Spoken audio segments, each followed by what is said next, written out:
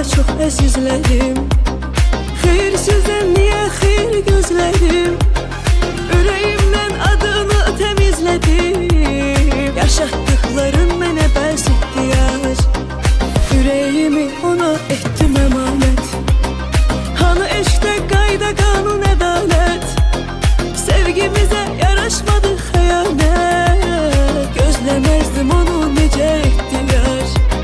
Sağ ol var ol deyib, sağollaşıb getdi yar. Bu ömrümü yeyib, halallaşıb getdi yar. Başı daşa deyib, geri gelmək istəsə ona deyin deyin, mənim üçün bitdi yar. Sağ ol deyib, sağollaşıb getdi yar. Bu ömrümü yeyib, halallaşıb getdi yar. Başı daşa deyib, geri gelmək istəsə ona deyin.